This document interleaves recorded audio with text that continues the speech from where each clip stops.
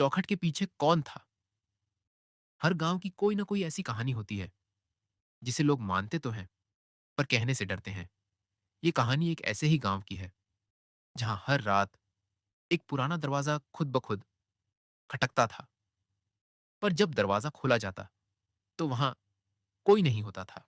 पर किसी एक ने वो दरवाजा खोल ही दिया। गांव का नाम था बसंतपुर, जहां लोग सीधे सादे और खुशमिजाज थे। सुबह की हवा में तुलसी की खुशबू और शाम होते ही लालटेनों की रोशनी घरों में फैल जाती थी। इस गांव में दो बच्चे रहते थे। मीरा, एक 10 साल की समझदार और निडर लड़की, और उसका छोटा भाई मोहन, जो 6 साल का नटखट बच्चा था। एक रात जब मीरा और मोहन अपनी दादी के पास सोने गए, दादी ने धीरे से कहा, उस पुराने कोठे की चौखट पर मत जाना बच्ची। वहां कुछ है जो दिखता नहीं पर सुनाई देता है। मीरा ने दादी की आंखों में डर देखा, लेकिन उसे लगा कि यह सिर्फ एक कहानी है। पर उसे क्या पता था, यह कहानी असल थी। रात के ठीक 12 बजे, थक थक थक, मीरा की नींद खुल गई। उसने सोचा, ये आवाज कहां से आ रही है।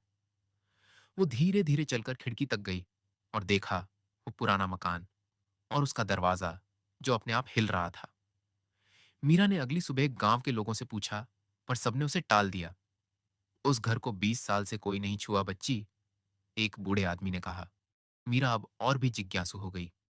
वो जानना चाहती थी, आखिर चौखट के पीछे कौन था। रात के 12 बजे मीरा अकेली उस मकान में घुसी, हाथ में लालटेन और दिल में हिम्मत। दीवारों पर जाले, फर्श पर टूटी लकड़ियां और वो दरवाजा जो अब धीरे धीरे खुल रहा था।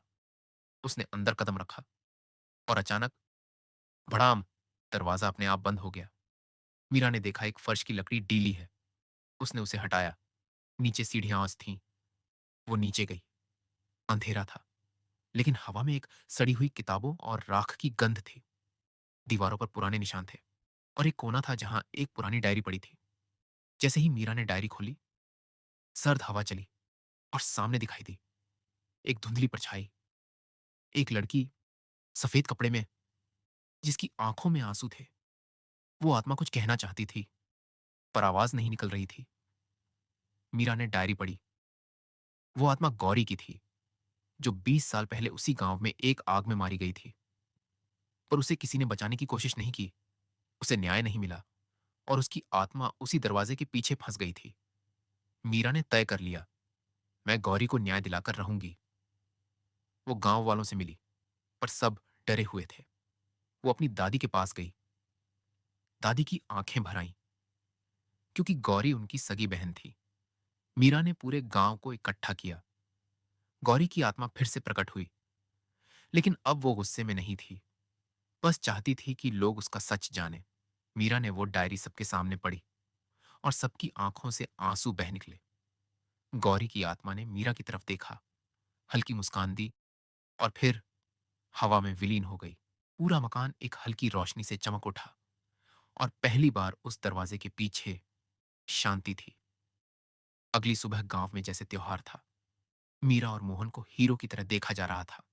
दादी ने मीरा को गले से लगाया और कहा, तूने वो किया जो कोई नहीं कर सका बच्ची। मीरा खड़ी थी उसी पुराने दरवाजे के सामने। अब वो दोबारा रंगा गया था।